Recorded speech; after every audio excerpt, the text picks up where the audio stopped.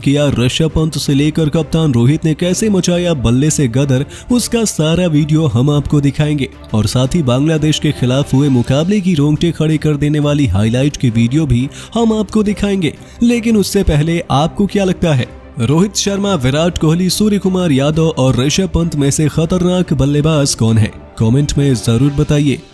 दोस्तों, बांग्लादेश एक ऐसी टीम है जो अपना दिन होने पर किसी भी टीम की धज्जियां उड़ा सकती है और उन्होंने भारत के खिलाफ भी कुछ ऐसा ही किया। जिम्बाब्वे को हराने के बाद अचानक से अपने आत्मविश्वास को आसमान की बुलंदियों पर पहुंचाते हुए जिस तरीके से बांग्लादेशी खिलाड़ियों ने टीम इंडिया को हैरान किया, उसे देखकर दुनिया का हर क्रिकेट फैन दंग रह गया।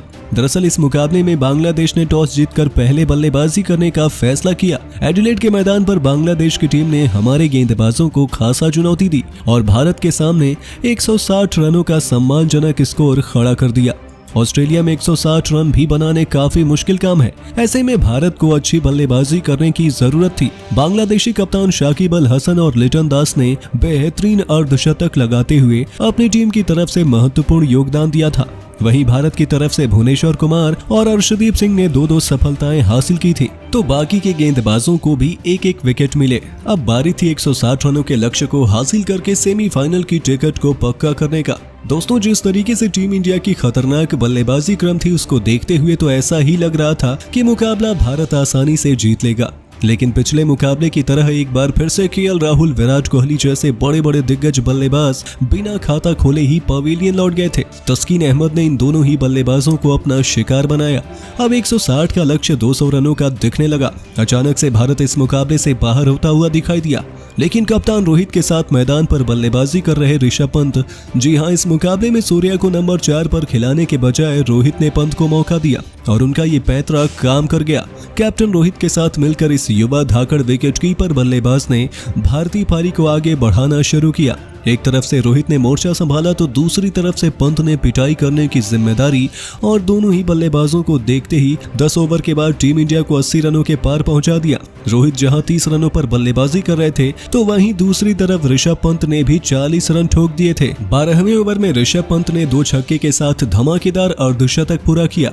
बता दें कि उन्हें बाहर करने का फैसला रोहित शर्मा का कितना गलत था। खैर, कहते हैं कि देर आए दुरुस्त आए, लेकिन दिनेश कार्तिक के चोटिल होने पर ऋषभ पंत के लिए ये बेहतरीन मौका था और उन्होंने इसका बखूबी फायदा उठाया। लेकिन भारत को एक और झटका लग चुका था। अब मैदान पर रोहित के साथ सूर्य कुमार यादव बल्लेबाजी करने आए थे। ऋषभ पंत के बाद कप्तान ने भी अर्धशतक लगाया। हालांकि उनकी ये पारी काफी धीमी थी। रोहित ने 40 गेंदों में 50 रन बनाए थे, लेकिन अचानक से उन्होंने अपने गियर में बदलाव किया और शाकिब अल हसन की 2 गेंदों पर 2 छक्के लगाने के बाद तीसरा सिंपल खूबसूरत कवर ड्राइव भी लगाया। अब लग रहा था कि रोहित और सूर्या आसानी से भारत को जीत दिला देंगे। दोस्तों, मुकाबला बड़ी तेजी से पलटने वाला था, क्योंकि बांग्लादेशी कप्तान शाकिब ने एक ही ओवर में रोहित शर्मा को पवेलियन भेज दिए। उसके बाद बल्लेबाजी करने के लिए हार्दिक पांड्या को आउट करके पवेलियन की राह दिखा दी। आसानी से जीत रहे भारत को शाकिब ने एक ही ओवर में बैकफुट पर धकेल दिया था। अब सूर्य कुमार यादव का साथ निभाने आ चुके थे दीपक हुड्डा। अफ्रीका के खिलाफ अपना खाता भी नहीं खोल पाए थे। वहीं 18वें ओवर तक टीम इंडिया का स्कोर केवल 130 रन ही था।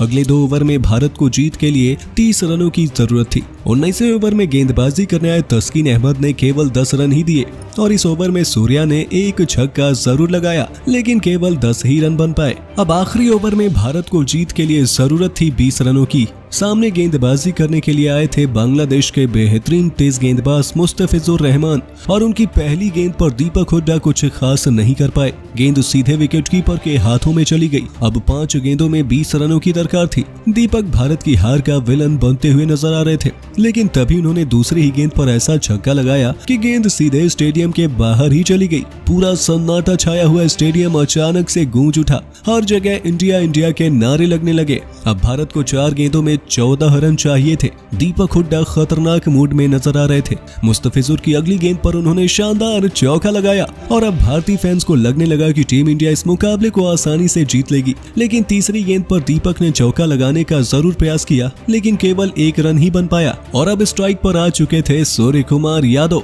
2 गेंदों में जरूरत थी 9 रन की। जीत लगभग नामुमकिन लगने लगी थी, क्योंकि 2 गेंदों पर 2 बड़े शॉट लगाना बड़ा ही मुश्किल काम था। वो तो मुस्तफिजुर रहमान की 5वीं गेंद पर सूर्य कुमार यादव ने विकेट के पीछे एक शानदार चौका लगा दिया। दोस्तों, चौका तो लग गया था, लेकिन जीत अभी भी भारत से दूर नजर आ रही थी, क्योंकि आखिरी गेंद पर 5 रन चाहिए थे। जरूरत थी छक्के की, और अगर चौका आता तो मुकाबला सुपर ओवर में चला जाता। आपको बता दें, मुस्तफिजुर रहमान ने सूर्या को एक बेहद ही खतरनाक बाउंसर डाली। सबको ऐसा लगा कि उनकी इस बाउंसर से सूर्या घायल न हो जाए, लेकिन दोस्तों सूर्य कुमार यादव ने मुस्तफिजुर रहमान की उस बाउंसर गेंद को इतना लंबा छक्का लगाया कि गेंद सीधे 110 मीटर दूर चली गई और भारत एक हारे हुए मुकाबले को अपने नाम कर लिया। आपको बता दें, 2 नवंबर के दिन भारत और बांग्लादेश के बीच कुछ ऐसा ही रोमांचक मुकाबला देखने को मिल सकता है। वैसे आपको क्या लगता है, इस बार वर्ल्ड कप में भारत की तरफ से सबसे ज्यादा रन कौन सा बल्लेबाज बनाएगा, विराट कोहली या फिर सूर्य कुमार यादव? हमें अपनी राय नीचे कमेंट में जरूर बताइए,